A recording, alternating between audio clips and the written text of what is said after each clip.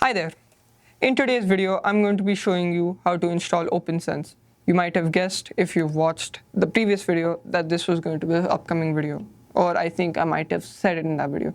Anyways, last video I showed you that I have OPNsense installed on this beast of a server. My own dedicated router. It's been amazing, but you don't need anything like that. You can run it on one of these as well. This is a Think Center with an i3 4-core with 4 gigs of RAM. This is what I'm going to be installing OPNsense on in today's tutorial. These are the minimum specs if you have forgotten from last video. But there is also a spec that I would really like to point out, which I have not been able to follow with this Think Center.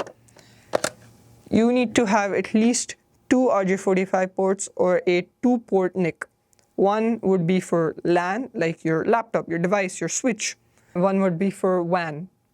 I have not been able to do that because the adapter has not shown up on time. But for today's video, this is fine. This is for demonstrative purposes only, and this is not going to be deployed into my home lab. Anyways, I will be showing you how to set up with the 2-port NIC if you have it. But for today, I will be just using the one. Okay, so it's me holding a spatula. So slight update.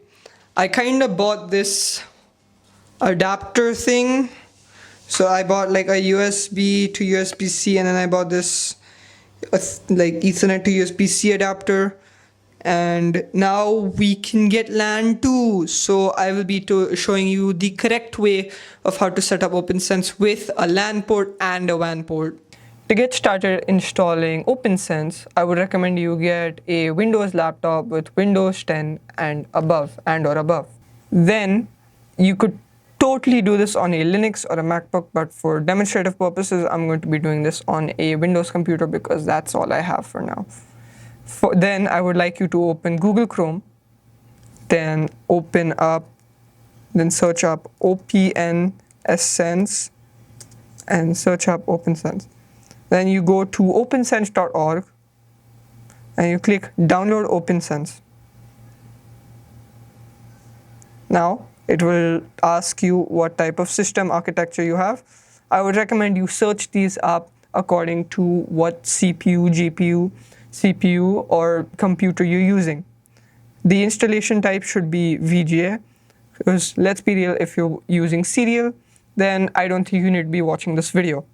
Then click download OPNsense. Then it is a 1 gig file. It's more than a 1 gig file, I think. Let me check real quick. Oh no, it's 500 megabytes. So this shouldn't take that long if you have decently fast internet. And then once it's downloaded, for the videos sake, I have already pre-downloaded the OPNsense ISO. Then you go and install this tool called Rufus.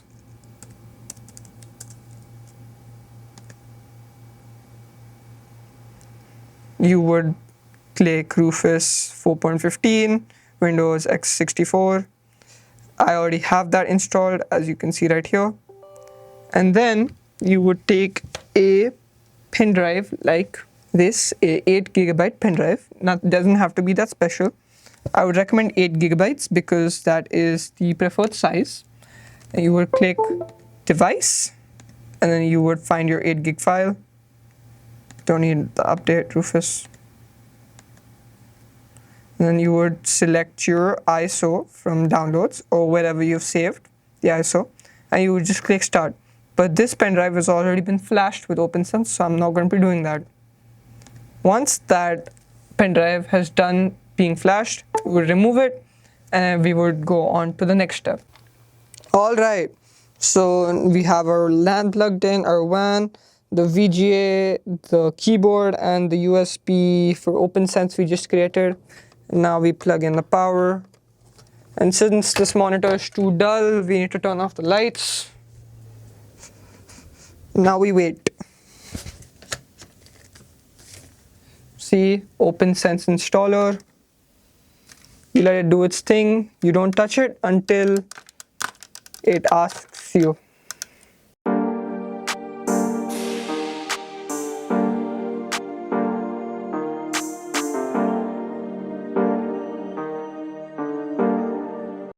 As you can see, now it's asking for a login. So what I'm going to type is installer, and then the password is OPNsense, not OPEN, just OPN.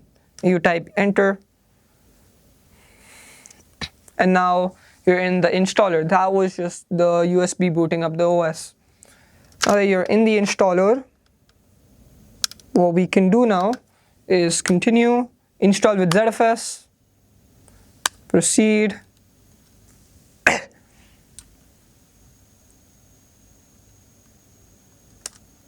Stripe. So what you can do here is, if you have multiple hard drives connected to the OPNsense, OPNsense server, whatever, your OPNsense router, you can make it so that it has a redundant copy.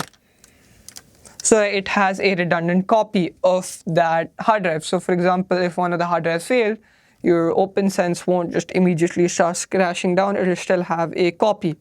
I don't have one, so SDA. So I'm just going to pick the one drive I have. Yes. And now you just have to wait till it downloads.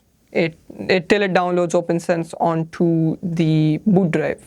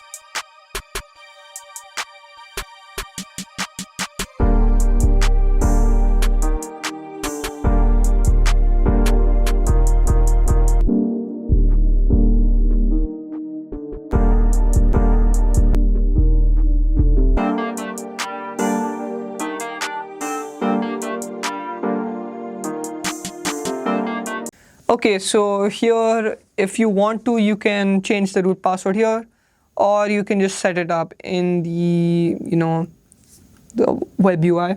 I would prefer to change the password here so that I don't have to hear about it later. So here we go.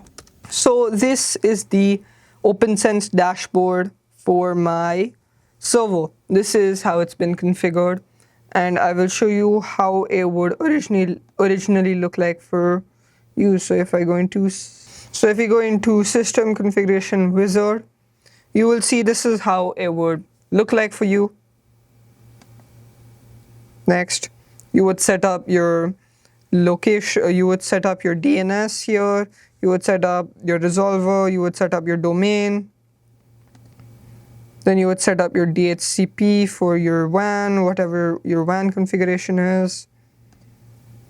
Then you would set up your LAN, your DHCP server for your LAN, stuff like that. And then later on, I already have done this, so I don't need to.